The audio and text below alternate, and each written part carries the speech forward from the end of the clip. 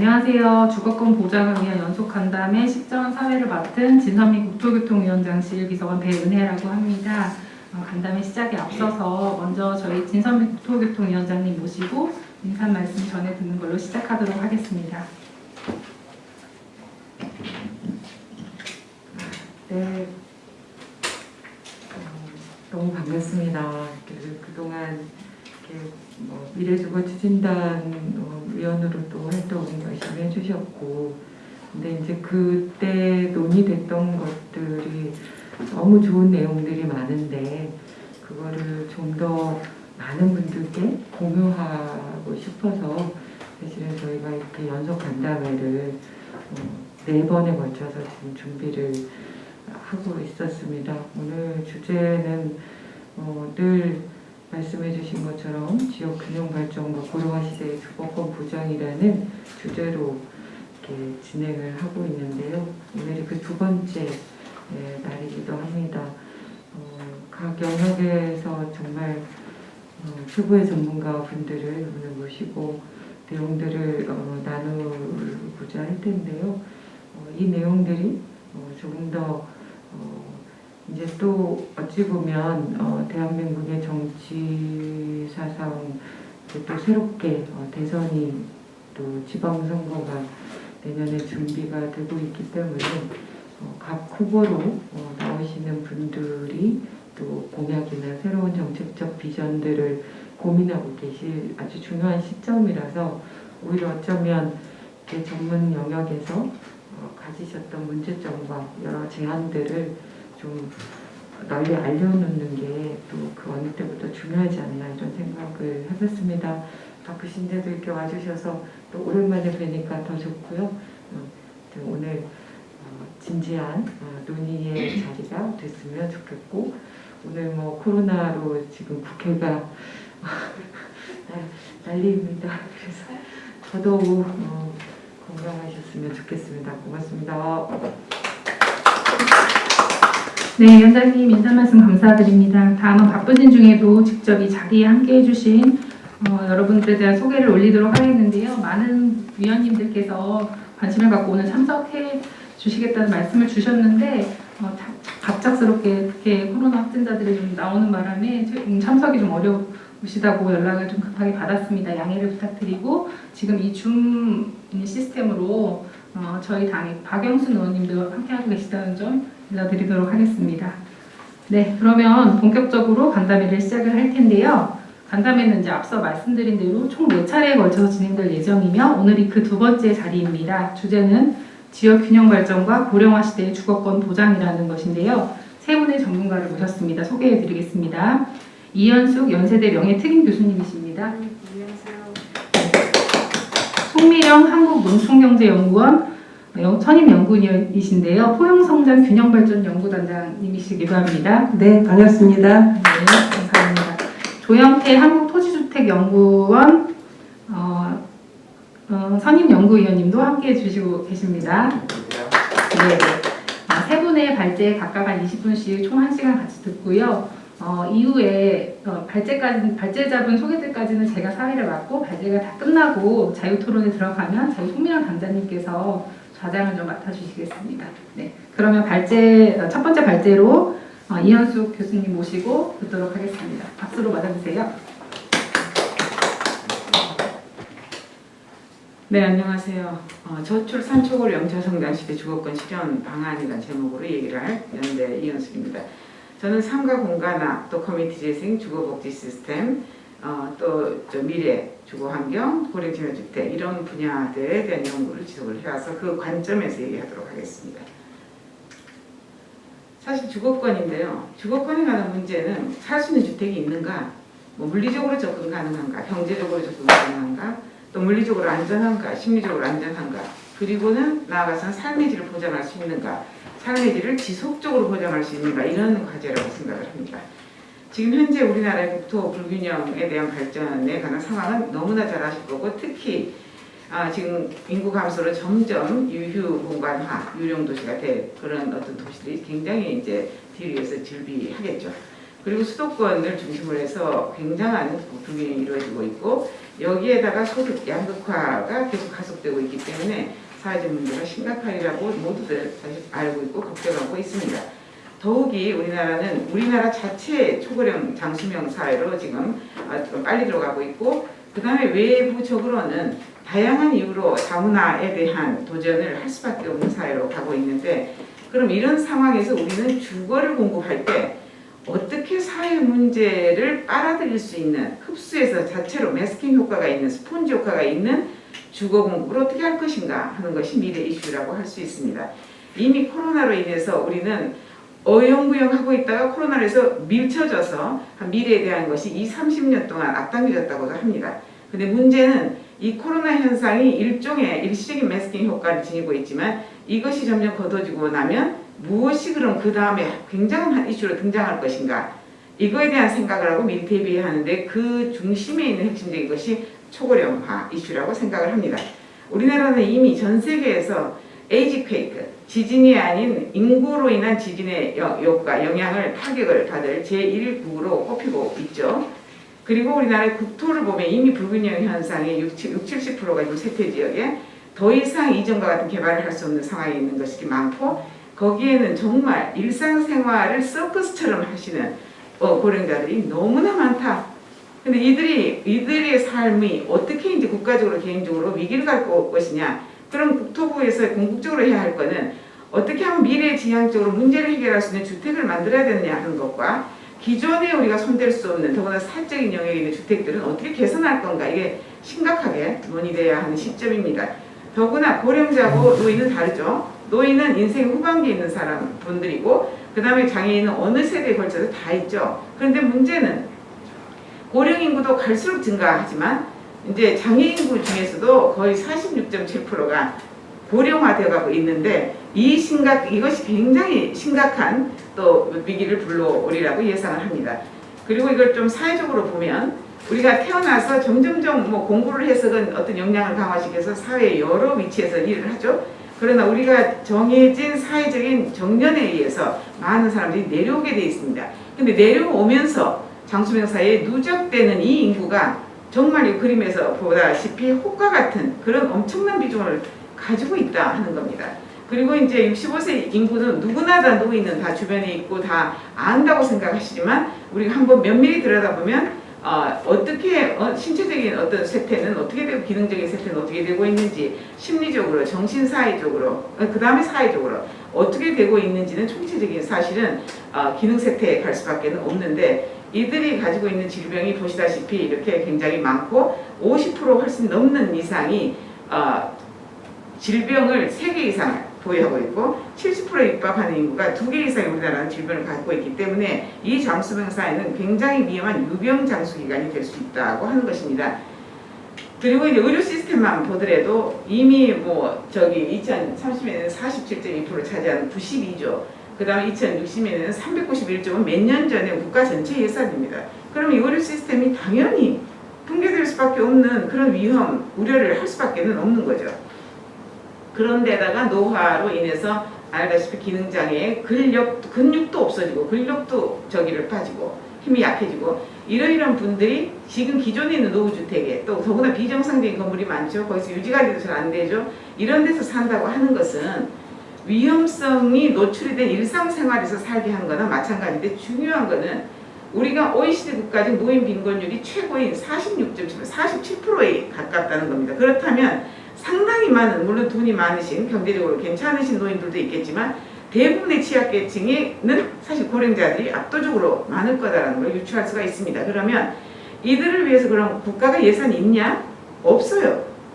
예산 한계가 있는 거죠. 그럼 여기에 대한 뭔가 대비를 혁신적으로 해야 한다고 하는 거고요. 이미 알다시피 지금 2015년, 20년에는 인구 4명이 1명을 보좌한다고 했는데 이제 2050년이 가면 인구 1명이 생산인구 1명이 노인 인구를 부양해야 하는 것은 당연히 사회적인 갈등과 세대 갈등은 물론이고 잘못한 폭동까지도 이렇게 생각할 수가 있는 시기로 가고 있다는 겁니다. 즉 노인 주거의 관계는 정리해보면 지금 현재 초고령 사회 후기 고령자 지속하고 치매성 노인도 급증하고 이런 사회에서 모든 고령자의 보살핌 케어가 보장이 되어야 하고 이건 무장애뿐 아니라 유니버설 디자인 쪽으로 접근을 해야 되고 지역의 거점 보살핌 및 지설과 서비스 발전이 필수적이라고 하는 것이죠. 그래서 제가 위기 상황에 대한 재인식이라고 했습니다. 왜냐하면 저출산 초고령 위기라고 해서 사회적으로 굉장히 많이 떠들었어요. 근데 어떠한 통쾌한 답도 정책도 본 적이 없습니다. 그래서 위기 상황에 대한 것을 정확하게 이번에는 재인식을 할 필요가 있다 하는 겁니다. 그래서 최근 정부가 포용력 있는 커뮤니티 조성을 위해서 최근의 정책이 지역사회 통합 동력 정책으로 내놓고 있죠. 그 다음에 국토교통부에서는 도시적 뉴딜 정책 이런 것을 많은 것을 담아 안고 있습니다. 근데 보건복지부가 또 통합정책을 내놓긴 했지만 이건 복지부 역할만들이 아닌 거죠. 그런데 이 안에 숨어있는 핵폭탄 같은 것이 초고령사회 위기가 들어있다는 겁니다. 그러면 국토부에서는 어떻게 그러면 지역사회 통합 돌봄이 가능하게 하는 삶의 터전을 어떻게 만들 건가라고 해야 되는데 그것에 대한 것을 하나하나 이렇게 보시면 주거 커뮤니티가 수직으로 내놓는 것이 국토부의 역할입니다. 주거 커뮤니티는 어떻게 조성할 건가? 일반 주택은 어떻게 변화시킬 건가? 주택 집수리는 어떻게 할 건가? 임대주택과 지원주택은 어떻게 할 건가? 이게 중요한 핵심인데 이 핵심을 어느 일시적인 관심에서 하나에만 집중하고 이럴 것이 아니라 동시에 어떻게 전략적으로 구성을 해나가야 할 건가? 이것에 대한 것을 심각하게 생각을 해야 합니다. 결국은 우리가 가야 할 방향은 지역사회 통합 돌봄의 정책은 이상적이고 가야 하는 방향은 맞습니다. 그런데 그런 이상적인 것을 디클레어를 하기에는 우리는 너무나 준비가 안 돼 있다는 겁니다. 그래서 결국은 이제 지역사회 통합이란 지역사회에 계속 거주를 하게 하는 거죠. 왜냐하면 병원의 사회적 입원이나 요양시설이나 재활시설이나 이런 데 가지 않고 내가 살던 집과 지역사회에서 그대로 살게 하는 것이 사람에게도 가장 좋고 정책적으로도 국가 예산적으로도 가장 좋다고 하는 논리거든요. 그럼 예를 들면은 봅시다. 장애인 한 명이 시설에 가면 우리의 세금이 3천만 원 1년에 듭니다. 그러면 그들이 10만 명이면, 만 명이면, 10만 명이면 이렇게 되면 어떻게 되겠는가? 노인 한 명이 요양시설에 가서 받으면 국민 세금이 1,800만 원 듭니다. 그러면 단 1년이 아니라 모든 국민을 5년간, 10년간, 20년간 만약에 국토공간이 잘 조성이 돼서 삶의 터전이 잘 조성이 돼서 내가 사회적 입원을 하지 않고 내가 요양시설을 가지 않고 20년, 30년 동안을 지역사회에서 살 수 있다고 하면 나도 물론이고 가족도 물론이고 국가적으로도 도움이 되고 결국은 국민의 세금을 감소시키는 거니까 바람직한 것이죠. 그래서 옆에 오른쪽의 그림을 보시면 위가 지금 선택적인 삶이고 아래가 통제적인 삶입니다. 시설이나 이런데. 그러면 여기에 열악한 어떤 인구가 갑자기 어떤 사고로 인해서 사회 의존인구로 떨어지면 굉장히 오래 사잖아요. 오래 삽니다. 그런데 그거를 포용력 있게 지역사회에서 잘 정비가 환경 개선이 되어 있으면 약하지만 다양한 서포트를 받으면서 사회적으로 의존하는 시기를 굉장히 연기할 수 있기 때문에 이 기간이 국민의 건강 자립을 연장하는 기간이자 국민 세금을 절감하는 기간이라는 겁니다.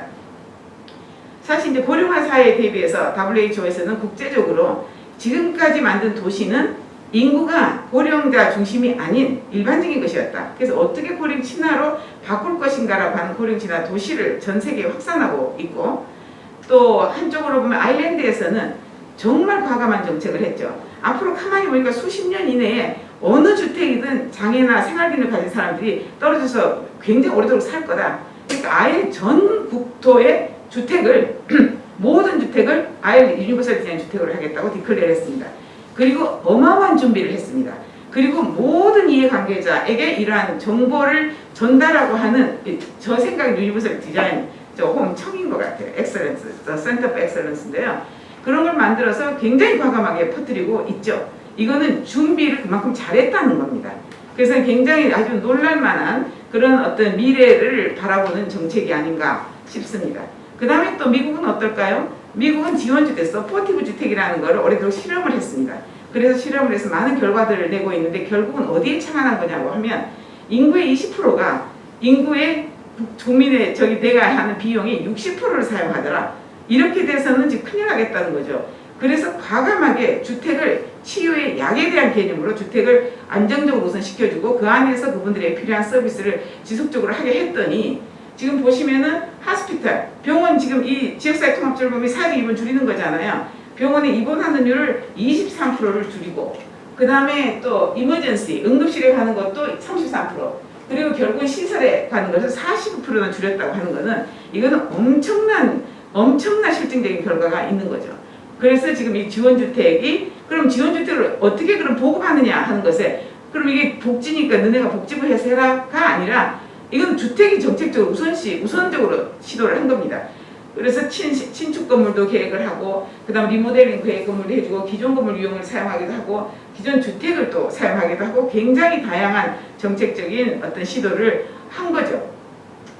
그 다음에 또 덴마크는 뭘까요? 덴마크는 말할 필요도 없이 그 자체가 주거권에 대한 것을 굉장히 잘 정말 보편적으로 저기를 하기 때문에 지금 여기 보시는 분은 제가 그 당시 만났을 때 한 30여 년간 국회의원 장관들을 쭉 역임한 굉장한 여성입니다. 그래서 제가 같이 그 집 앞에서 만나서 얘기를 한 건데 자기가 이렇게 열심히 일할 수 있었던 것은 국가가 굉장히 아이들을 키우는 그다음 부모를 모시는 환경을 정말 잘 조성을 해서 거기에 대한 스트레스를 받을 필요가 없었기 때문에 내 능력이 나는 사회에서 봉사하지 않으면 안 된다는 생각으로 했다. 굉장히 멋있는 말이죠. 모든 여성들이 꿈꾸는 말일 겁니다.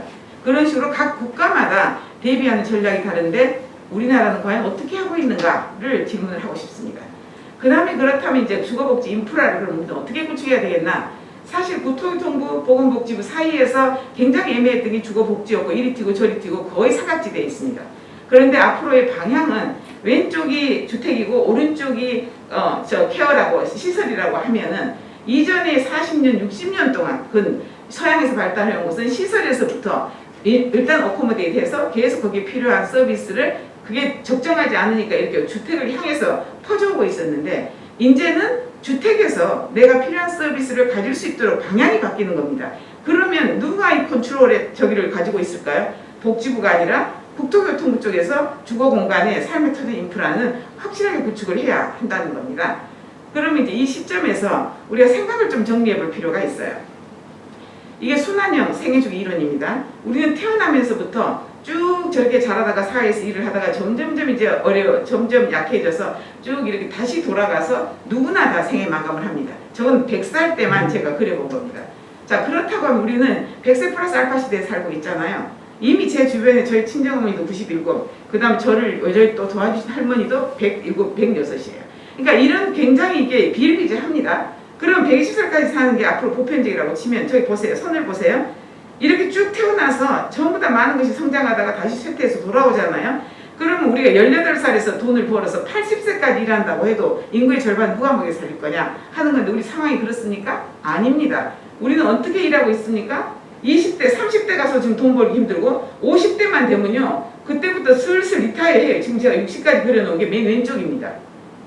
이 굉장히 심각한 거죠. 일하는 사람은 적은데 앞으로 점점 부양해야 하는 인력은 많아지잖아요. 그렇다면 우리는 어떤 방향으로 가야 할 건가? 어떻게 하면 이 줄을 내려서 빨리 일도 하게 돈을 벌게 해주고 그 다음 오래도록 일을 할 수 있는 사회를 만들 건가? 가장 바람직하다면 내가 죽을 때까지 일주일에 1시간이라도 일을 해서 돈을 벌 수 있는 그 정책이 노르웨이 정책이라는 겁니다. 세계에서 제일 부유한 국가가 국민이 죽을 때까지 일해서 자기의 삶의 자긍감과 자존심을 누리게끔 발전하고 있는 것은 놀라운 건데 우리는 지금 50대만 되면 슬슬 나가라는 압박과 더불어서 이렇게 쌓이고 있는 구조 아닙니까? 국민을 병들게 만들고 있는 구조인 거죠. 자, 그렇다면 어떻게 정리를 해야 되겠나? 자, 안에서 보면 사람이 태어나서 기능이 점점 강화됐다가 다시 줍니다. 그런데 우리는 그런 거 상관없이 주택을 해왔어요. 동그라미를, 초록색을 해왔어요. 그럼 이게 다 삶의 질을 지속적으로 누리려고 하면 당연히 취약한 우리가 이빨 흔들리면 보철하듯이 이게 약한 데는 강하게 지원성을 환경의 지원성을 강하게 당연히 해줄 수밖에 없는 거죠. 근데 이게 국민의 머저리티가 여기에 지금 해당되기 때문에 국토가 조성하는 공간의 정비가 획기적으로 달라져야 한다는 겁니다.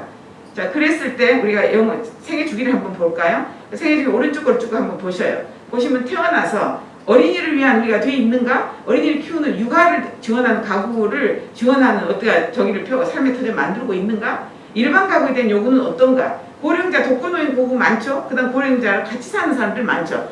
이분들에 대해서 거의 돼 있지 않기 때문에 여성 친화적인 도시, 아동 친화적인 도시, 고령 친화도시 이런 것들이 나오고 있는 거예요. 처음부터 계획을 제대로 미래를 보고 했더라면 그런 불필요한 낭비와 사회적인 관심과 노력과 재원의 낭비가 필요가 없었다는 얘기가 되는 겁니다. 그 다음에 이미 국토는 우리가 고속도로를 하는 뼈대를 만드는 그런 거에서부터 신도시에서 건축, 그 다음에 이제 도시재생으로 커뮤니티 이런 쪽으로 지금 흘러내려오고 있잖아요. 그럼 미래는 당연히 어디로 가겠는가? 국민이 삶을 담고 있는 그 자체의 주거 터전이 미래에는 복지 인프라입니다.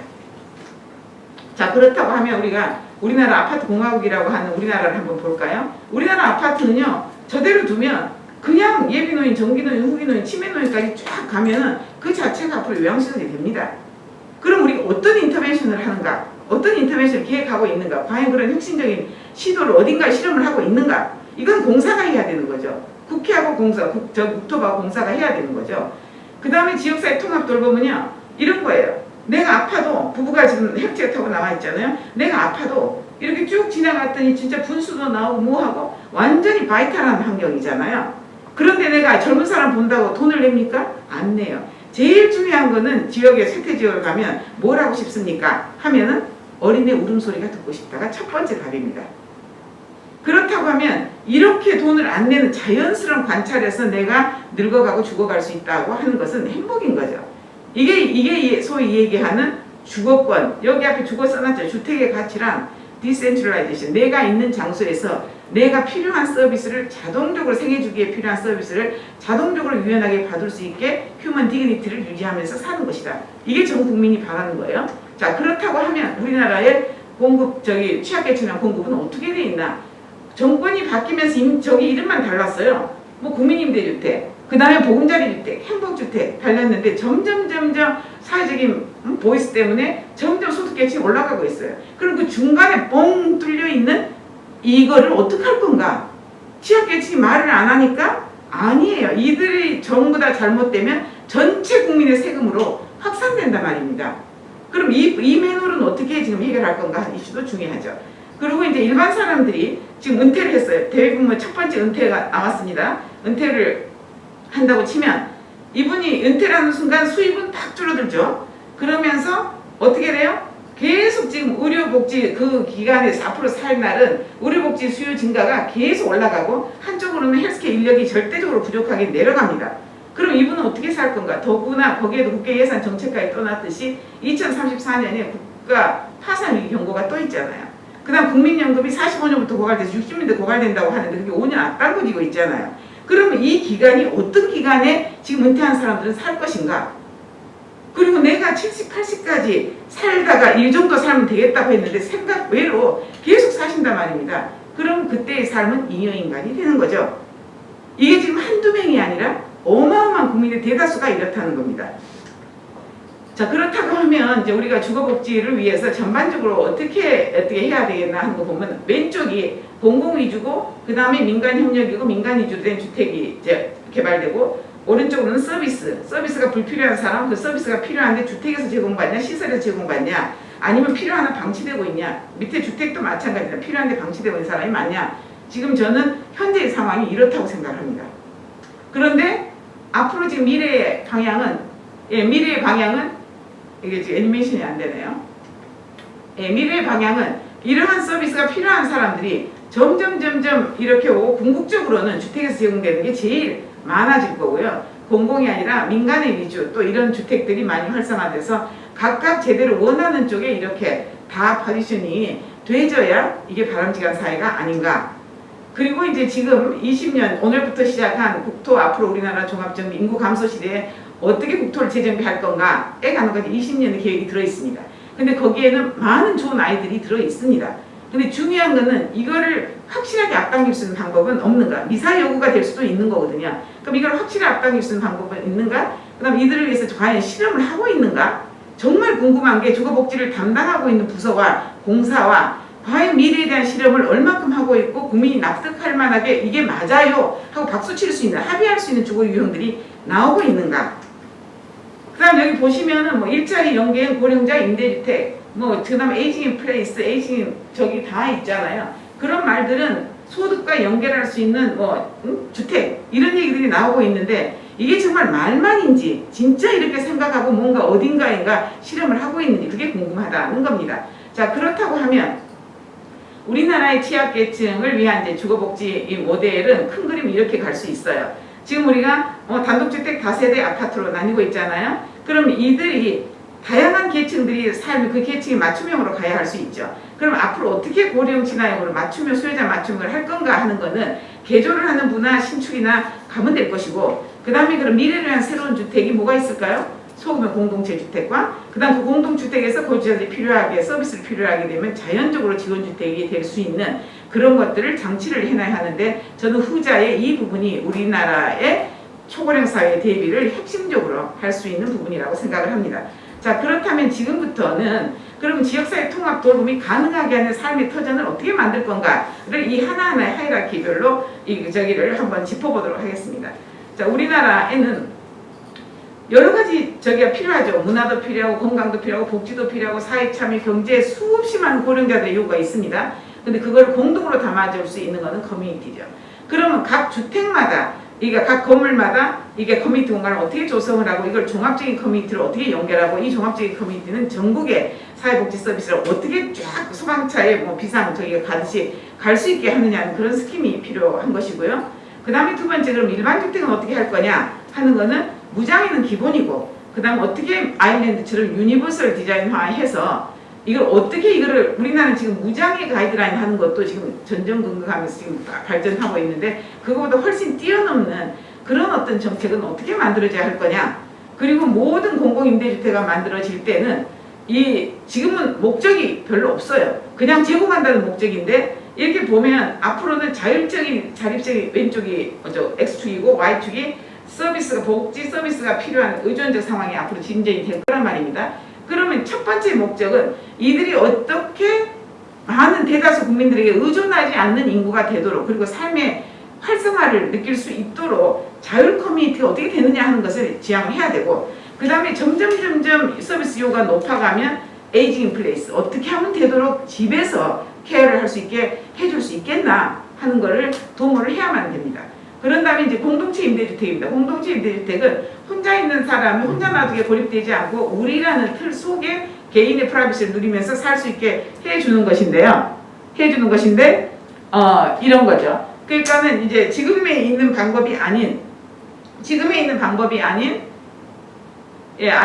새로운 하나의 소규모 공동체 주택이 생기는 거죠. 그런데 문제는 이것이 생길 때 어떤 개념을 가져야 되냐고 하면, 첫째는 앞으로 누가 내 인생을 책임집니까? 자식이 집니까? 국가가 해줍니까? 천만에요. 그럼 누가 합니까? 내 개인과 나와 더불어 사는 이웃 공동체가 할 수밖에 없어요. 그래서 셀프라고 하는 의미는 그런 의미고, 그럼 어떻게 케어를 하냐 하면, 우리가 국토부가 이제 앞으로 주택을 공급해 줄 때는 개인의 건강 자립을 최대한으로 지원할 수 있게 계획이 돼야 되고, 거기에다가 경제적인 자립까지도 지원을 해줄 수 있게끔 배려를 해서 만들어줘야 한다 하는 겁니다. 거기서 수없이 많은 일거리들이 활동들이 생겨날 수 있게 해야 한다는 겁니다. 그 다음에 지원주택입니다. 지원주택은 일정한 공동체 주택에 그 다음에 거주자가 특별히 필요한 서비스를 자유롭게 결합시키는 유형이 지원주택인데, 저는 이것이 앞으로 우리나라의 핵심적인 방안으로 커야 하고 풀 수 있다고 생각을 합니다.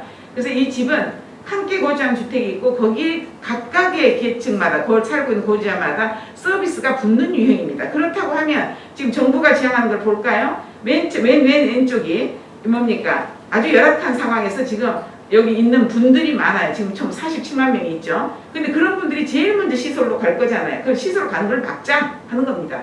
그 다음에 불필요하게 지금 시설에 주택이 안 돼 있기 때문에 불필요하게 시설에 가 있는 분들이 지금 몇십만 명입니까? 잘 안 보이는데요. 71만 명이니까 굉장히 많죠. 그럼 그분들 중에서 지역사회에 살고 싶고 살 수 있는 분들을 끄집어내야 되는 거죠. 그러면 중간에 있는 것이 소위 지역사회 내에 있는 일반형 주택으로서의 지원주택이 되는 겁니다. 그 다음은 그럼 지원주택은 만약 이렇게 우리가 국가가 지원해야 되느냐? 아니죠. 이거는 일단은 제공을 하고 주거에 유닛이 제공되고 거주자 공유공간이 돼야 되고 지역에 함께 사람들이 할 수 있는 커뮤니티 공간이 되게끔만 만들어주면, 그 다음에는 이게 세로의 줄은 시실날실 마치 엮어지듯이 여러 다양한 굉장히 복합적인 사회적인 민간의 이런 서비스에 의해서 엮어짐으로써 더 이상 잘 지어주면 국가가 그렇게 큰 부담을 느끼지 않을 수 있도록 자체적으로 살아날 수 있도록 해줘야 된다 하는 것입니다. 그리고 주택 개조를 볼까요? 개조는요, 환경적인 압박하고 그 개인의 능력이 계속 떨어지는 거잖아요. 적응 능력이. 그럼 환경적 압박을 줄여주는 거거든요. 이렇게 줄여주면 일반 사람들이 보기에는 오 어떻게 저렇게 힘들게 살지라고 하지만 이분들의 삶은 여기서 지역사회에서 살던 곳에서 이웃과 함께 내가 힘들지만 조금이라도 자립해서 사는 걸 굉장히 지향을 하십니다. 그래서 저렇게 행복하게 만들어줄 수도 있어요. 근데 우리는 지금 주택개조를 어떻게 하고 있는가? 주택개조 담까지 외관까지만 하고 있어요. 실질적으로 내부 공간이 절대적으로 중요한데 거기에 대해서 지원하는 정책은 별로 없습니다. 자, 그 다음에 그러면 봅시다. 주택개조를 보시면요. 위를 보세요. 주택은 낡은 집에 안 그래도 계속 노후화 될 거잖아요. 노후화 정도고요. 그 다음에 거주자도 늙으니까 노화가 되잖아요. 그럼 시간이 갈수록 이 갭은 벌어지죠. 근데 지금 조금 벌어지는데 우리가 국가가 돈을 얼마큼 쓰고 있는가? 그럼 이게 시간이 갈수록 점점점 벌어지잖아요. 그럼 이 천문학적인 돈을 어떻게 감당할 것인가? 그럼 우리는 이렇게 만들고 싶은 거죠. 좀 덜 내게 만들고 싶은 거잖아요. 그렇다고 하면 이에 대한 대비를 적어도 국토부하고 공사가 제대로 하고 있는가? 그걸 정말 강력하게 저는 질문을 하고 싶습니다. 자, 그렇다고 하면 미래 패러다임 어찌해야 되겠냐 하는 것은 앞으로 보세요. 전부 다 거주자 정보화 사회에 따라서 거주자들의 삶의 요구는 높아집니다. 굉장히 외적으로 높아갈 거고요. 그 다음에 초고령으로 해서 그 수혜자는 엄청 많아질 겁니다.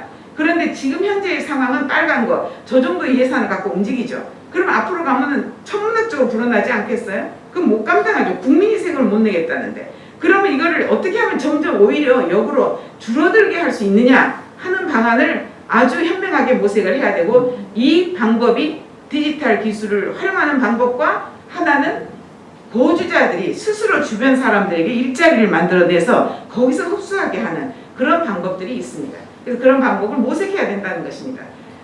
그리고 이제 주거권 보장을 위한 정책적 기대는 우리가 과연 주거 정책에 대해서 물론 열심히 잘하고 계시는 분야들도 있고 부분들이 상당히 많으라고 생각합니다. 그런데 이제 이런 사회적인 변화에 대해서 우리가 시공간적인 종합적인 총괄적인 계획을 세우면서 이걸 하고 있느냐? 왜냐하면은 1인 가구 늘어나는데 대비 못해서 계속 주택을 키웠잖아요. 그거는 절대적으로 그 비전도 없었다는 얘기죠. 그런데 초고령 사회는 코로나 거치고 나면 전부 다 이제 속에 남아있던 모든 가족들의 문제가 고령자 부모 어떻게 할 건가, 고령자 할머니 할아버지 어떻게 할 건가, 나는 책임질 수 없는데 어떻게 할 건가, 이런 이슈들이 이제 엄청나게 크게 터질 겁니다. 그랬을 때 정말 미래를 볼 수 있는 다른 제가 몇 가지 국가적 사례를 얘기했지만 종합적인 계획을 지금 세우고 가고 있느냐, 그 다음에 그간에 역대 어떤 정권이었든 공약사항들과 실제 실현한 것에 대한 구체적인 평가 점검이 있었는가? 보금자리 주택 했다고 하면 몇십만 하겠다 진짜로 몇 개 했는가? 아니면 그냥 이름만 바꿔갖고 했다고 하는 건가? 이것에 대한 아주 명확한 분석이 있어야 된다. 이제는 정부와 사회의 시민들도 굉장히 똑똑하게 질문을 할 수 있는 시대이고 알아야 하는 시대이기 때문에 이거는 절대적으로 평가를 달리 해야 된다. 그 다음에 미래에 대한 혁신적인 지속적인 실험을 국민이 걱정하지 않게, 아 미래가 이렇게 올 건데 여기서 먼저 앞서서 이런 실험을 하고 있고 효과를 내고 있고 이런 게 있는가? 그게 정말로 궁금합니다. 왜냐하면 수많은 실증 테스트베드 R&D들이 테스트베드 만들자마자 막막 나오고 있고 거기에 대한 검증도 하지 않고 하는 시간 없이 그냥 막 터져 나오거든요. 그 얘기는 장기적으로 준비가 너무 없었다. 예, 그런 실험, 예를 들면 일본의 넥스트 21은 지금 30년이 넘게 테스팅을 하고 있잖아요. 미래주택에 대해서. 그런 것이 나는 본 적이 없습니다. 그래서 지속적인 실험을 정말 하고 있는가? 그런 다음에 혁신적 시도에 대한 국민이 납득할 만한 성과를 제시해서 앞으로 국민의 세금이 이렇게 쓰이려고 합니다. 라고 해서 공감과 합의를 끌어낼 수 있는 그런 어떤 준비를 하고 있는가? 저는 그게 아주 치명적인 관건이 되리라고 생각합니다. 더 이상 국민이 정부와 사회에 어느 전문가보다도 더 똑똑할 수 있는 사회에 와 있기 때문에 특히 이런 준비가 필요하다고 생각합니다.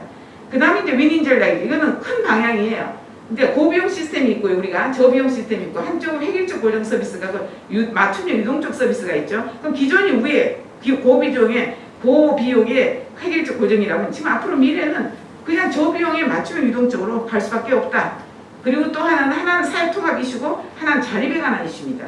지금은 자립을 의존하게 만들고 사회통합을 배제하는 형이에요. 연구입니다나 뭐나 다 그렇습니다. 그러면 지금 앞으로는 미래는 저 방향으로 가야 하는데 과연 그런 거를 볼 수 있는 주택이 어디 있는가? 그리고 또 하나는 정부가 차에 취약계층은 그냥 요리를 해서 땅땅 토막을 쳐서 고기만 줘요. 몸통만 줘요.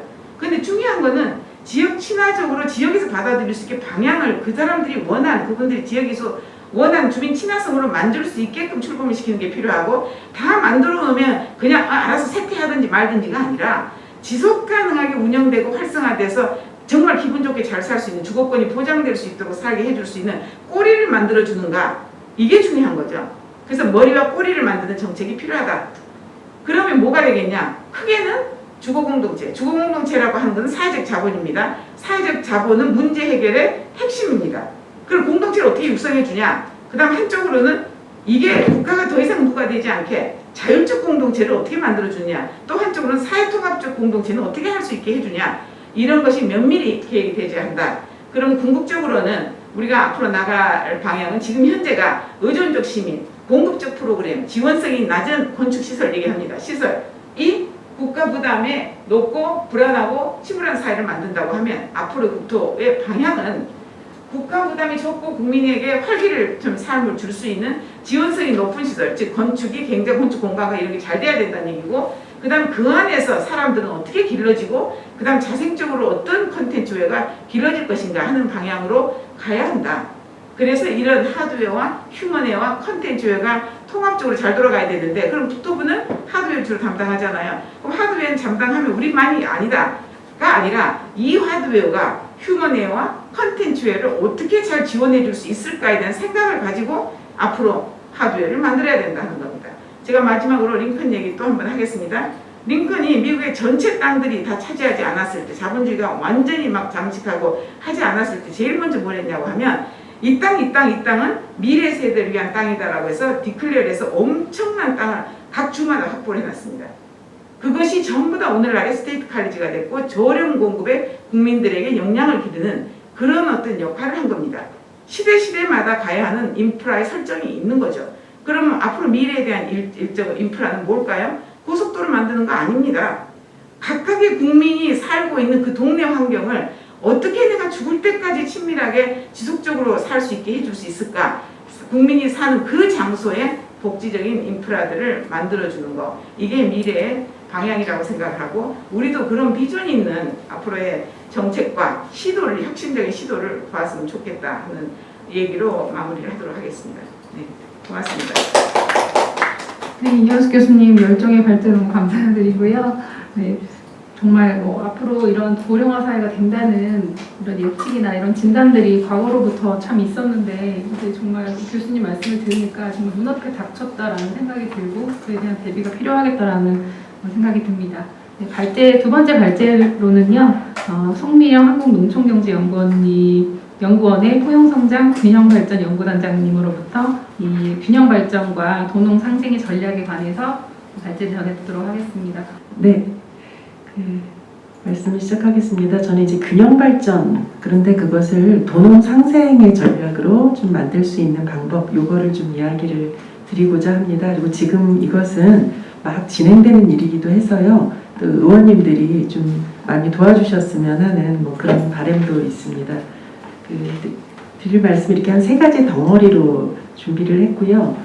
왜 균형 발전인가? 이건 아마 각자의 그 논리들이 다 있습니다. 근데 저는 아주 이제 이야기를 먼저 시작하겠습니다. 지금 대한민국의 인구 GRDP 사업체 일자리 분포를 너무 도별로 시군별로 찢으면 그게 막 순위 매기는 것처럼 되니까 좀 묶어서 과격권별로 한번 배치를 해본 거거든요. 이제 보시는 것처럼 인구도 50% 이상이 수도권에 삽니다. GRDP도 50% 이상이 수도권에 모여 있습니다. 사업체와 일자리는 더욱더 심합니다. 그러니까 이게 지금 대한민국의 불균형의 모습이거든요.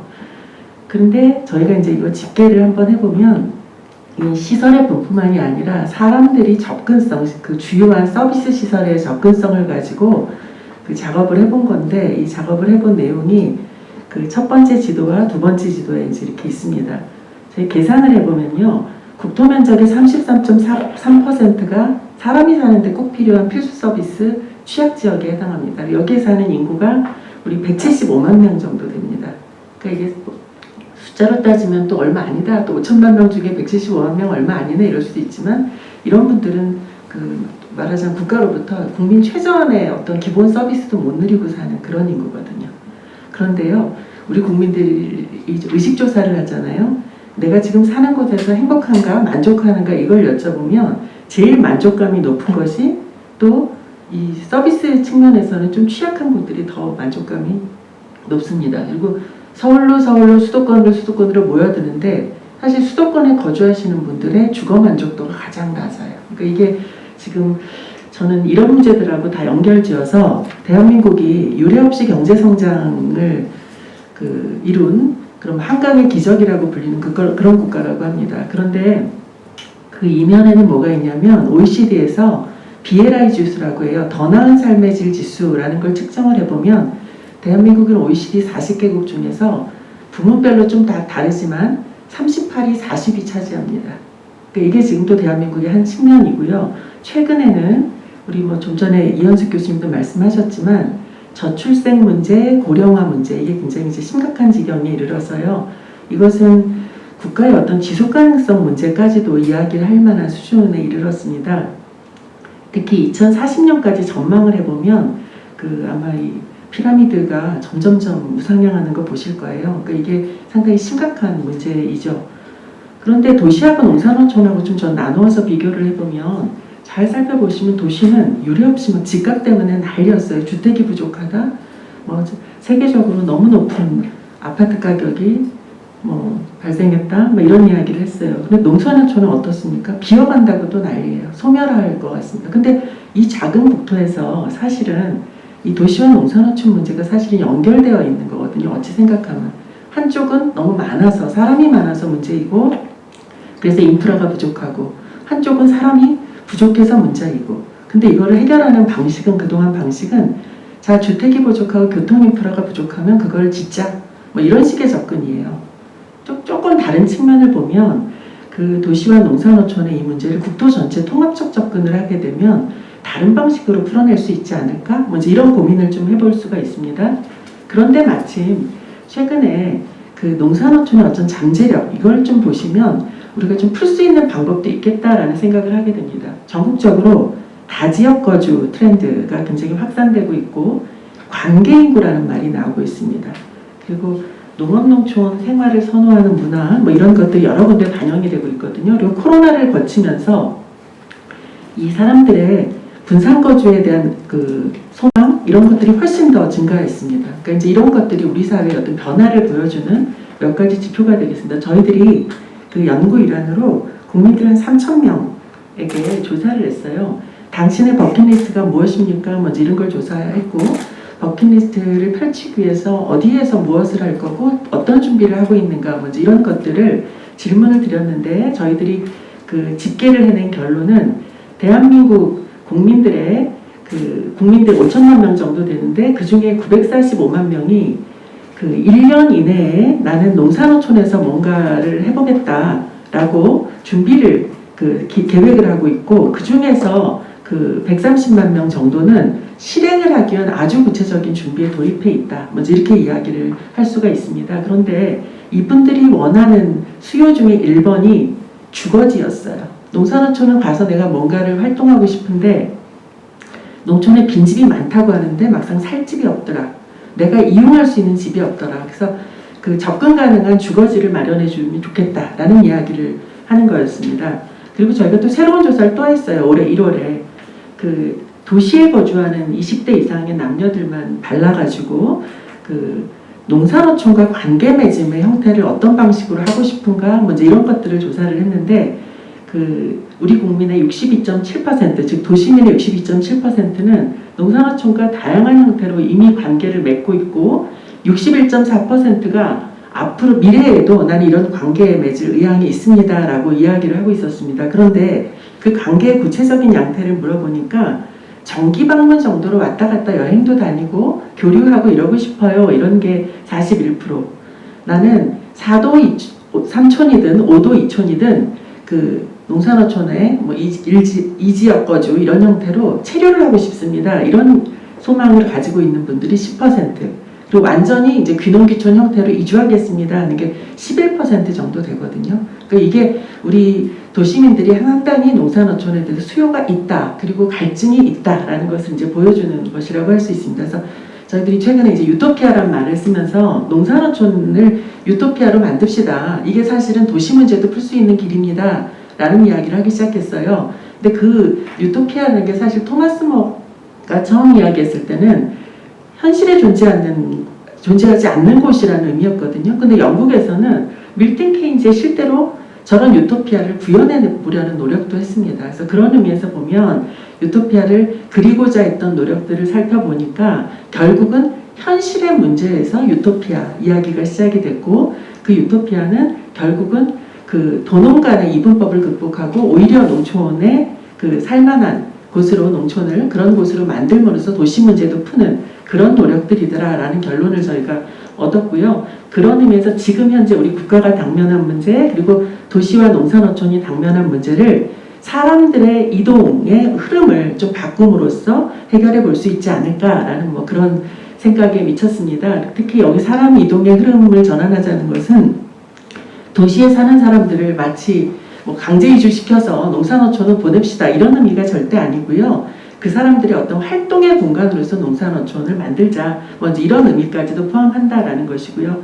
그간의 우리 균형발전 정책이라는 것은 수도권 대 비수도권의 광역단위 정책 접근만 했습니다. 그래서 인프라를 공급하는 방식으로 이렇게 했거든요. 그런데 조금 더 들어가면 국민들의 어떤 행복 욕구, 이거를 만들어주는 게 사실 저는 국가가 해야 될 궁극적인 그 지향점이라고 생각해요. 그러면 이제는 균형발전도 시군 농산어촌 단위 정책으로까지 실질적으로 해야만 그 분산 효과를 거둘 수가 있을 것이고, 우리 문재인 정부에서 이야기하는 균형발전 그 과제 중에 3가지가 있습니다. 근데 그 중에 하나가 그 농어촌 인구 순유입 10% 증가, 이것이 있었고요. 그 다음에 사람이 돌아오는 농산어촌, 이것을 국정과제 중에 하나로 우리가 내걸었었습니다. 그래서 결국은 농산어촌 유토피아를 이야기하는 것은 농산어촌이 어려우니까 거기에 인프라를 넣어주세요 이야기라는 게 아니라 국민들의 행복 욕구, 대안적 삶의 지향 장소로서 농산어촌이 이야기되고 있으니 그것을 받아들여서 농산어촌이 가진 가치를 제고하고 잠재력을 발현하도록 한다면 그것이 도시 문제도 해결하고 국가적인 어떤 문제도 해결하고 국민들의 행복 욕구도 높일 수 있는 길입니다. 이야기를 하는 것이다 라는 말씀을 드리겠습니다. 그래서 몇 가지 이제 펼쳐지고 있는 사례들이 우리한테 뭐 이런 가능성을 이야기를 해줍니다. 구례 자연드림 파크라고 있어요. 그렇죠. 구례가 얼마나 이제 말하자면 시골입니까? 근데 이런 시골에 그 일자리가 이제 늘면서 인구들이 늘어나니까 여기는 그냥 그 일을 찾아서 사람들이 오게 하는 방식이 아니라 자연드림 파크라는 일종의 농공단지거든요. 농공단지 안에 생산시설 말고도 영화관, 레스토랑, 그리고 주거단지까지 이렇게 만들었습니다. 이렇게 놓고 일자리 목표가 2020년도 올해 이제 1000개를 만드는 게 일자리 목표를 내세웠거든요. 현재까지 그 들어온 직원들, 여기에 입주한 사람들 평균 연령이 38세입니다. 그리고 전출 인구보다 전입 인구가 많아지고 있고 이제 성과를 상당히 거두고 있는 뭐 이제 이런 사례들이 있고요. 홍성군의 젊은 협업농장이라고 있어요. 여기에 들어와 있는 젊은이들은 전부 다 20대들입니다. 근데 20대 직원들이 들어와서 지역사회 활성화 그리고 농사 뭐 이제 이런 일들을 하면서 시골살이를 경험을 하거든요. 그리고 이 친구들이 여기에서 수련을 받은 다음에 그 주변 지역에 다 정착을 해요.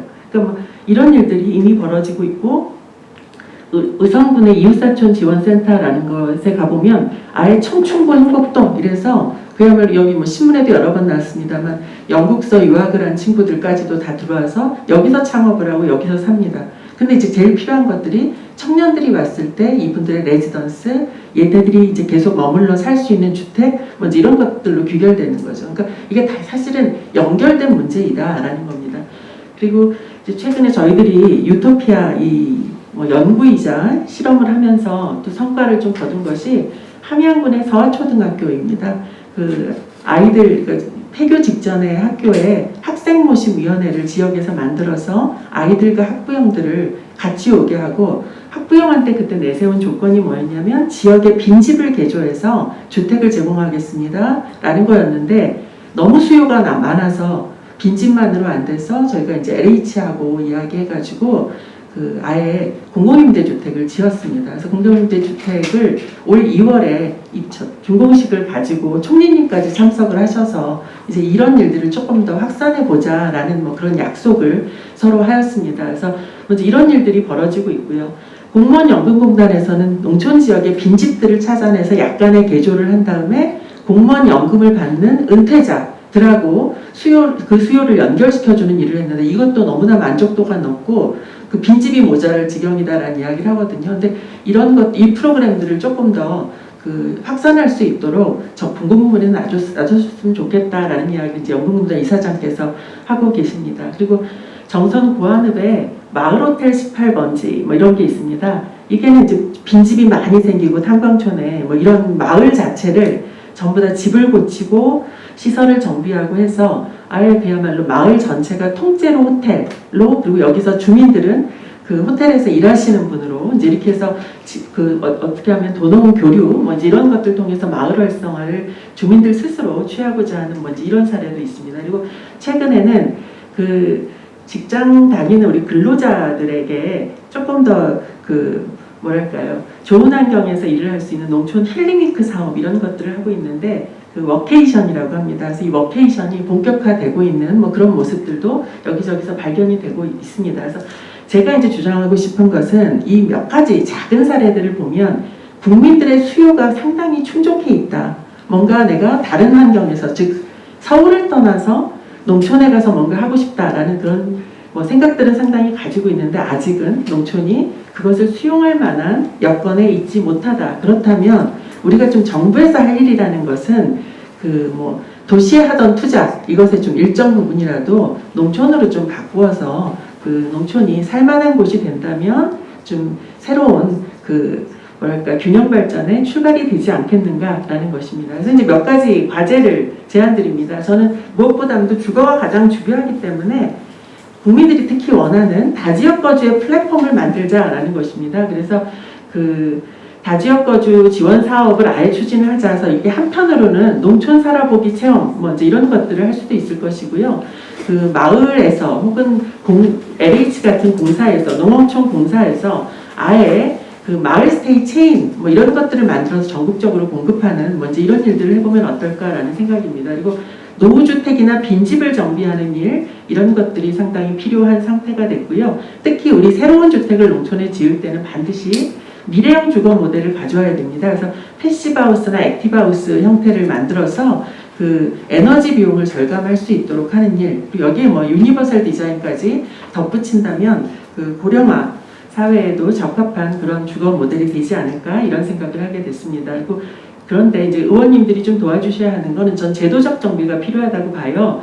지금 주민들은 다지역 거주니 뭐 적어도 이 지역 거주를 상당히 원하거든요. 근데 안 되는 제약 요건이 굉장히 많은 거죠. 일단 임대주택을 내가 집 가지고 있으면 사실 들어갈 수가 없고요. 그 다음에 내가 상당히 이제 돈도 좀 있는 이런 분들이 여유롭게 4도 3촌형 뭐 혹은 계절형 이 지역 거주를 하고 싶다라고 했을 적에도 우리 뭐 2주택 소유주에 대해서 징벌적 과세를 하기 때문에 이게 이제 실현이 어렵거든요. 그러니까 이 이야기를 하신 분들이 굉장히 많아요. 그래서 취득세, 종부세, 양도세 다 걸치는 문제가 있지만 농어촌 지역의 주택 같은 경우에는 좀 이 부분을 좀 감안을 해서 장기적으로는 복수주 소재가 도입이 될 수 있도록 그렇게 돼야 되지 않겠는가라는 생각입니다. 그리고 수도권하고 이제 비수도권 지자체 연계를 통해서 주택 공유 프로그램을 도입할 수도 있겠다라는 논의도 나오고 있습니다. 그리고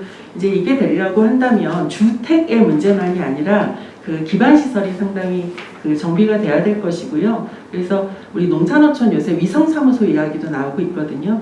많이 이제 보시는 게 일본의 가미야마 같은 데서 청년이 계곡물에 발 담그고 노트북 아마 치시는 이런 사진을 많이 봤을 거예요. 이걸 이제 우리가 좀 새로운 업무 방식으로서 도입해보자라는 것인데 이게 되려고 한다면 5G 기반이라든가 비대면 의료 이런 게 될 수 있는 뭐 그런 환경까지도 만들어져야 되겠다라는 것입니다. 그리고 무엇보다 이제 농산어촌에 가면 축사협회 주택 있고 이래가지고는 쾌적한 주거 환경, 그 다음에 도농상생 이거 어렵죠. 그런 의미에서 저희들이 이제 최근 출발을 한 것은 농촌의 공간계획제도 이런 것을 만들어서 적어도 주거지하고 축사하고 산업단지하고 좀 분리를 시킬 수 있는 이런 작업을 농촌에 해야 되겠다라는 것입니다. 그동안 이제 국토 공간상에서 농촌은 상당히 이렇게 좀 비어져 있는 공간이었습니다. 그래서 이런 게 좀 엉망이기 때문에 이런 제도를 만들어야 되겠다라는 것이고요. 그 다음에 일자리 문제가 중요할 수 있는데 우리 아까 이 교수님도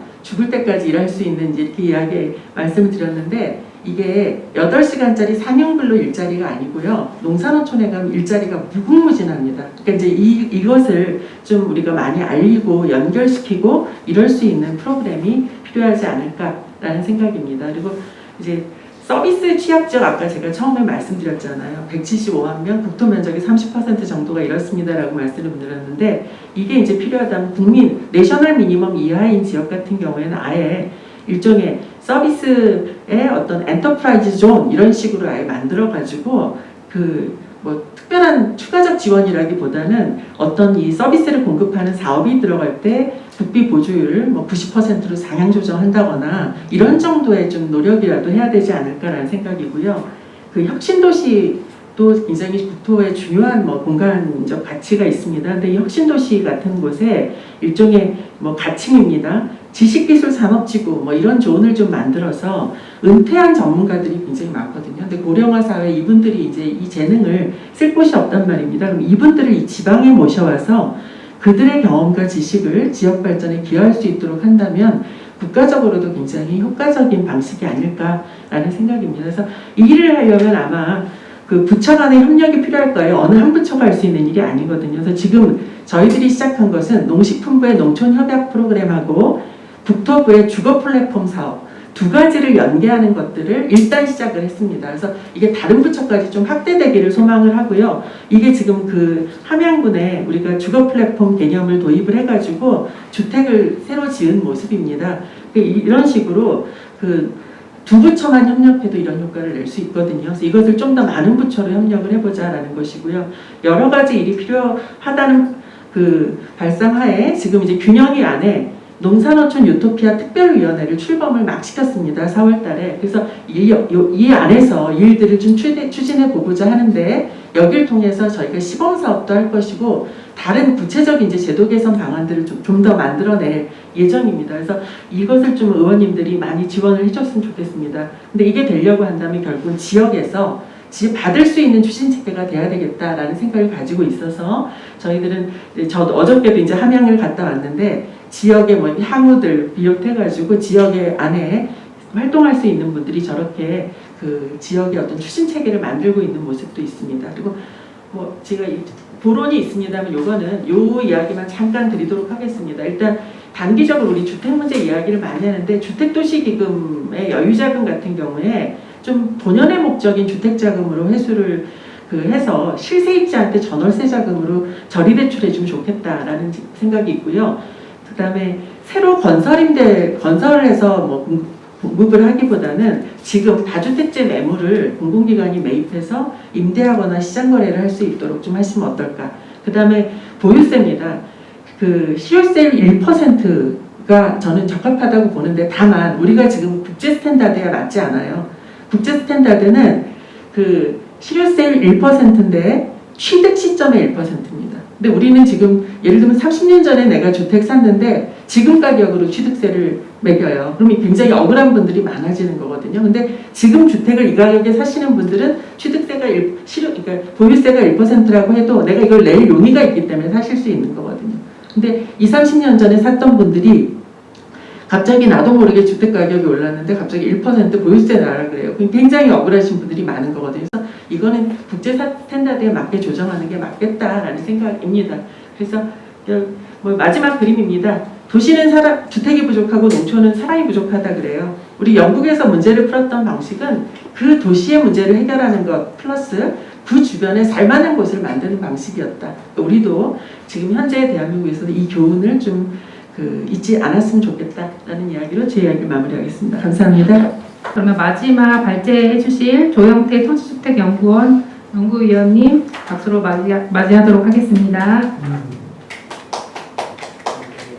스마트시티와 지역균형 발전, 어려움과 주거까지도 말씀을 드려야 되는데 제가 이 발제의 요청을 받고 상당히 당황했습니다. 왜냐하면 기존에 우리 스마트시티에서는 지역 균형 내지는 주거에 대해서 이렇게 크게 소홀했구나라는 것들을 발제를 준비하면서 다시 한번 반성을 하기도 했습니다.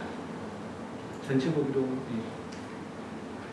보시면 스마트시티가 이제 도시 문제를 해결하기 위해서 나왔다고 합니다. 이것들을 활용하기 위해서 도시 문제를 해결하는 방식으로 디지털화, 그 다음에 ICT를 활용해서 이런 도시 문제를 해결하는데 우리는 여기에 덧붙여서 도시의 새로운 가치를 창출하는, 지역의 새로운 가치를 창출하기 위해서 스마트시티를 하고 있습니다.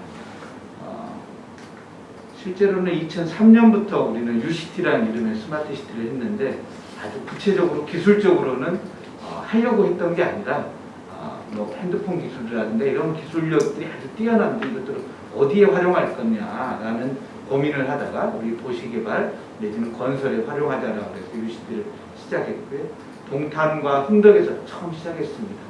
살인의 추억에 나오는 그런 것들처럼 도시의 문제를 해결하기 위해서 CCTV를 많이 설치해서 도시를 안전하게 지켜내겠다 하자는 개념으로 동탄 신도시가 만들어졌었는데 이러한 개념이 현재 아직까지도 많이 오고 있습니다. 그래서 우리 모든 기초자치단체를 비롯해서 전국적으로 CCTV 같은 것들이라든가 인프라들이 아주 잘 갖춰지는 스마트시티를 현재 만들어 오고 있습니다. 3기 신도시에 이르기까지 스마트시티에 대해서 논의를 하고 있습니다. 스마트시티 개념은 기본적으로는 도시의 정보를 효율적으로 활용해서 훨씬 더 효율적이고 쾌적한 도시를 만들자라는 게 스마트시티에 대한 기본적인 정의입니다.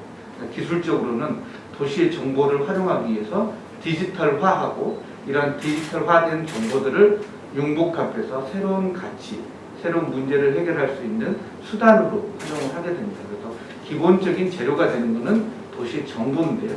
우리가 기존에 생각했던 것들은 물리적인 정보들 그리고 시설에 나오는 정보들만 생각을 했는데 이제는 사람들이 만들어내는 행동 정보라든가 핸드폰에서 나오는 그런 스마트폰에서 나오는 그런 정보들까지도 휴먼 센서라고 부르고 있는데요. 그런 정보들까지도 우리가 활용해서 도시를 효율적으로 운영하자라는 개념으로 발전시키고 있습니다. 법적으로는 세 가지 기반 시설을 이야기를 하고 있습니다.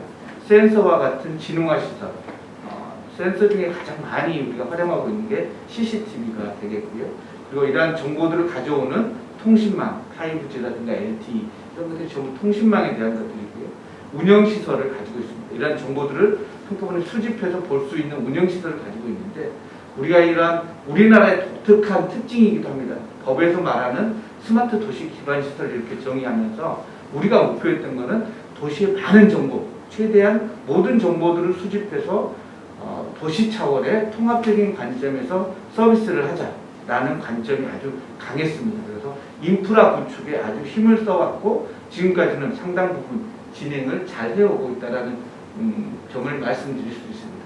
이를 통해서 만들어지는 서비스가 행정에서부터 안전, 교육, 노동, 주거에 이르기까지 아주 다양한데요. 이 주거라고 제가 빨간색으로 표현한 것은 2017년 법을 개정하면서 마지막에 추가된 부분들입니다. 기존에는 행정이라든가 약간 공공의 영역에 대한 서비스들을 주로 스마트시티 서비스라고 규정을 했는데 이제 우리 실생활에서 만들어지는 주거에 이르기까지 스마트 도시 서비스로 규정을 하고 있습니다.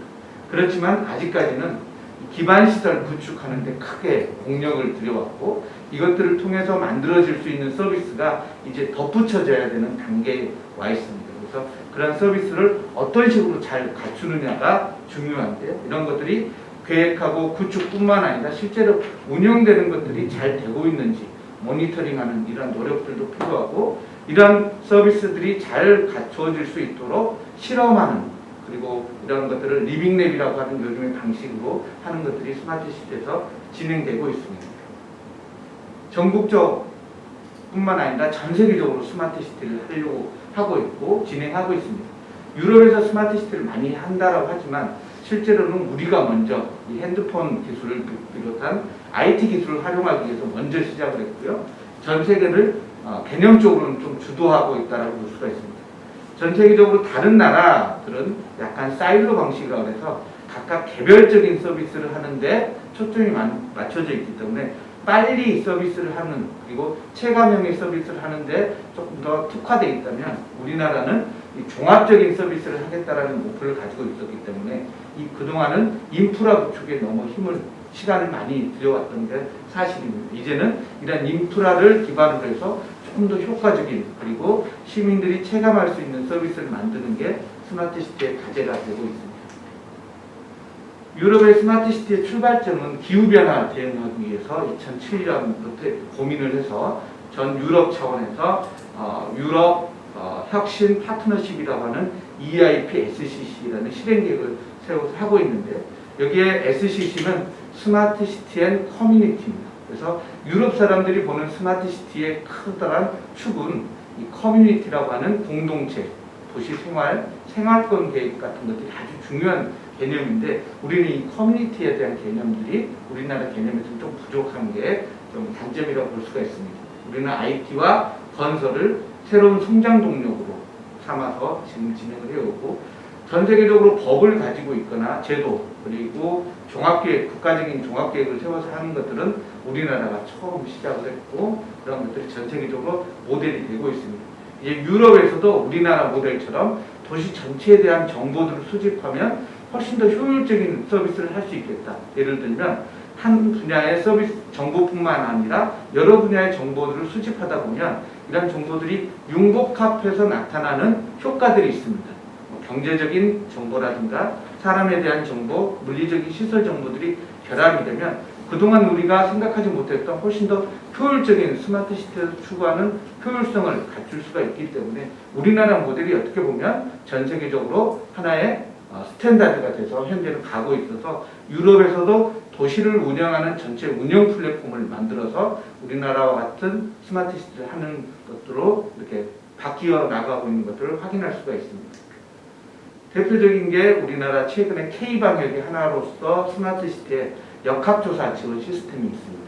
기존에는 이 확진자라든가 이런 사람들을 일일이 구두로 물어보거나 이런 했을 때는 24시간 이상의 이 사람들의 동선을 파악하는 데 시간이 걸렸다면, 이제는 역학조사 지원 시스템이라는 걸 통해서 CCTV 정보, 그리고 우리가 가지고 다니는 핸드폰의 이동 정보, 그리고 우리가 카드 매출했던 카드 정보를 3개를 매칭해서 이 사람들이 과거에 어떤 동선으로 움직였는지를 10분 안에 찾아내는 역학조사 지원 시스템을 세계 최초로 만들어서 운영을 하고 있습니다.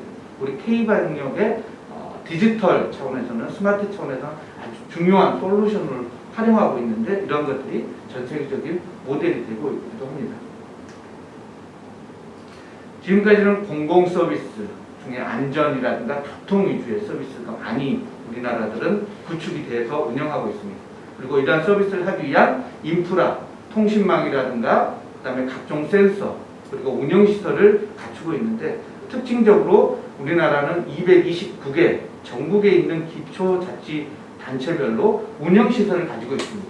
이것들이 다른 나라에 비해서는 훨씬 더 인프라가 잘 갖춰져 있는 부분이기도 합니다. 그렇지만 여기에 붙어져 있는 상용 서비스, 생활 서비스들은 이제 조금 더 붙여야 되는 그런 부분이고요.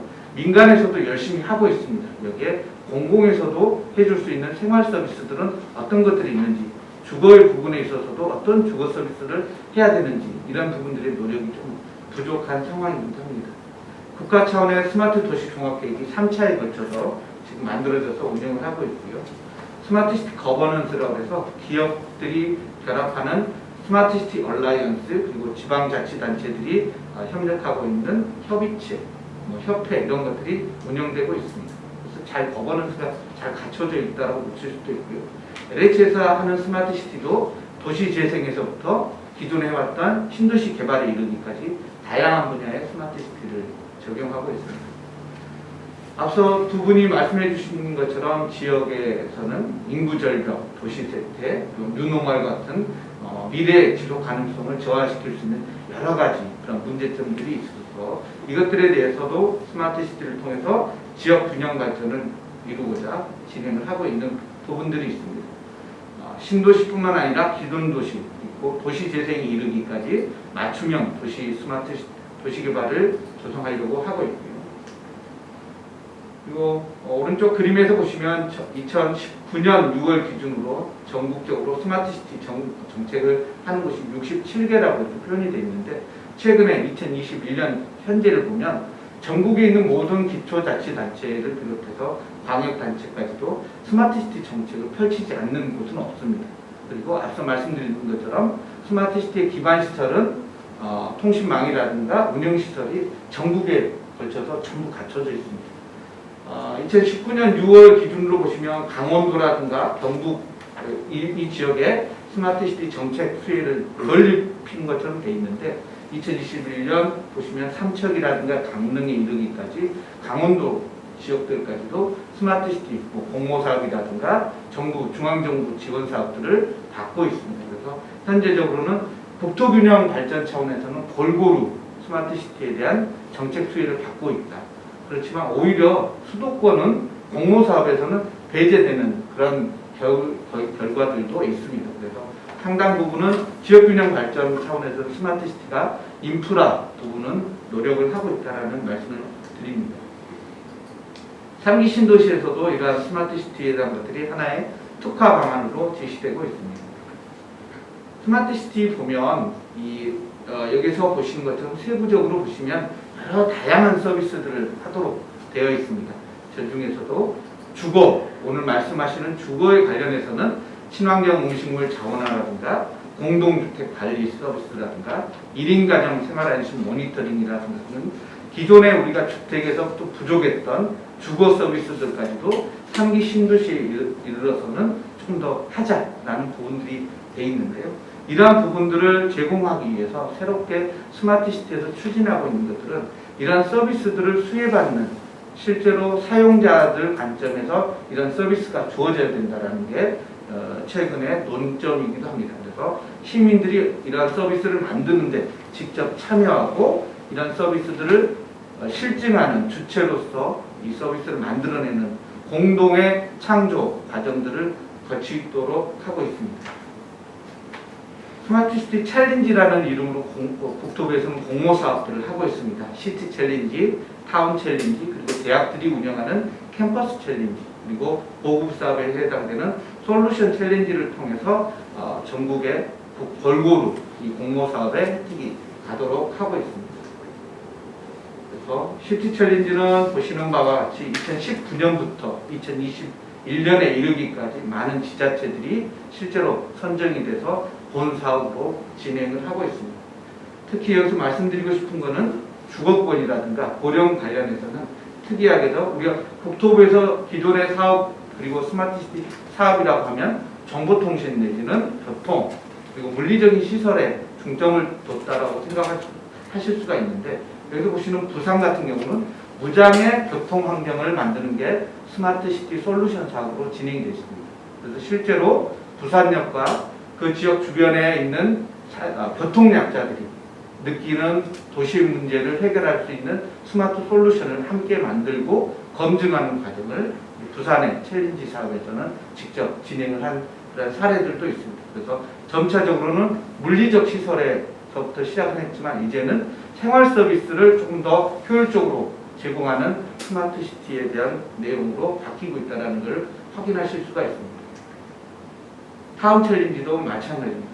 그래서 과천이라든가 양양 이런 것들이 올해 최근에 오산, 김천까지 4개 지역이 선정이 돼서 진행이 되고 있는데, 에코포인트제라든가 주차 서비스 그리고 LID와 같은 녹색 그리고 복지 서비스와 같은 것들이 실제로 새롭게 시도되고 있다는 말씀을 드립니다. 18년부터 진행을 해오고 있는 타운 챌린지 사업입니다. 그리고 지자체 솔루션 보급 사업들이 있습니다. 이런 실험을 통해서 만들어졌던 각종 솔루션들을 지자체에 확산하는 그런 사업들도 진행을 하고 있습니다. 주로 공유주차라든가 그다음에 모빌리티, 횡단보도 그리고 드론 서비스 같은 것들이 현재 지자체 확산 사업으로 진행이 되고 있고, 올해 처음 확산 사업이 진행을 하고 있습니다. 그 도시재생 사업에 있어서는 약 447개의 도시재생 뉴딜 사업이 선정이 됐는데, 그 중에서 18개 정도는 스마트 시티형으로 추가적으로 지원을 해주고 있는 사업입니다. 부산 감청동에서부터 시작해서 현재 18개 도시재생 뉴딜 사업이 스마트 시티 기술을 조금 더 접목해서 특화된 도시재생 뉴딜을 추진하고 있습니다. 또 LH의 각종 개발 사업 17개 선도지구, 그다음에 24개 공공택지에 이르기까지 약 40개가 넘는 사업지구에서 스마트 시티에 특화된 서비스를 만들고 이것들을 시민들과 함께 검증하는 그런 것들을 진행을 하고 있는 41개 테스트베드가 현재 진행이 되고 있습니다. 그리고 통합 플랫폼이라고 하는 지자체마다 기본이 되는 스마트 시티의 운영 플랫폼이 앞서 말씀드린 대로 도시 전체를 운영하는 기본적인 솔루션이면서 플랫폼이 되겠습니다. 통합 플랫폼이라는 것을 R&D를 통해서 만들었고 이것들을 현재는 108개 기초자치단체에 보급을 하고 있습니다. 이 서비스는 5대 연계 서비스라고 하는 기존의 지자체 서비스뿐만 아니라 경찰 그리고 소방청과 연결하는 그런 서비스들을 한꺼번에 패키지화해서 현재 108개 지자체에 보급을 했고요. 2023년까지는 229개 모든 기초자치단체에 보급을 할 예정입니다. 여기에 오늘 말씀하시고 있는 주거와 관련해서 스마트 홈이라는 분야가 있습니다. 현재 스마트 홈은 주로 우리가 가정생활에서 하고 있는 전자기기, 민간 회사에서 만들어지는 전자제품, 가정용 전자제품에 IoT 센서를 달아서 원격적으로 제어하는 부분에 한정되어서 현재까지는 스마트홈이 진행되고 있습니다. 그렇지만 이것들을 주거 서비스로 조금 더 격상시키는 고도화하는 과정들이 필요한 상황입니다. 이것들을 통해서 층간소음을 줄여낸다든가 헬스케어 주택을 완성한다든가 하는 등의 기술 개발이 현재 시도되고 있습니다. 국내 최초로는 최대 규모인 5,000세대 시범사업을 스마트홈 사업에 하고 있는데 아직까지는 많은 부분들이 전자기기, IoT 센서에 머무르고 있는데 이것들을 통해서 조금 더 서비스가 확장되는 그리고 커뮤니티 차원의 서비스들을 어떻게 제공할 건지가 현재 과제로 대두되고 있습니다. 국가시범도시 세종과 부산 두 군데에서 시도를 하고 있습니다. 세종 전체 지역 중에서 5-1 지역이 국가시범도시로 선정돼서 진행을 하고 있고요. 전체 2,200만 평 중에서 5-1은 83만 평 정도 되는 지역입니다.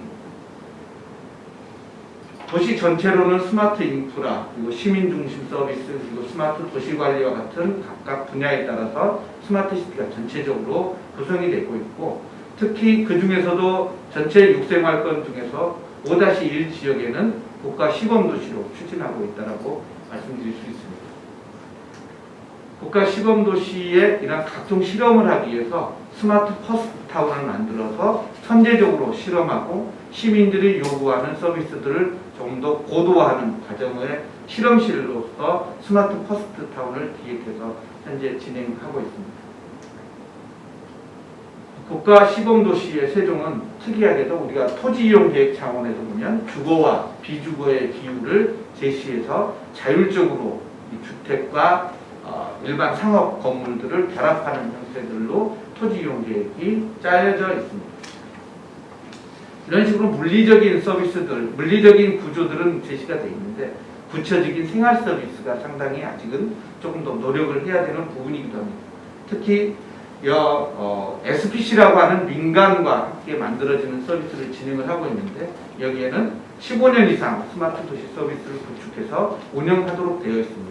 기존 같으면 이 개발자들은 구축하는 데 머물렀다면 이제는 그 구축된 인프라와 서비스를 15년 이상 운영하도록 되어 있는 게 우리 세종 5-1의 큰 특징이기도 합니다. 그래서 개발하는 주체가 실제로 도시를 운영하는 일정 기간 동안 운영하도록 되어 있는 게 세종 5-1의 커다란 특징이고 이게 SPC 사업이 되겠습니다.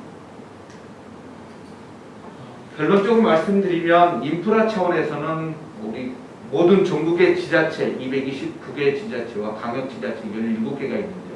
수도권과 지역 할 것 없이 정부의 공모사업들, 특히 통합운영센터라든가 플랫폼, 그다음에 각종 공모사업들은 골고루 현재 선정돼서 운영되고 있다는 말씀을 드립니다.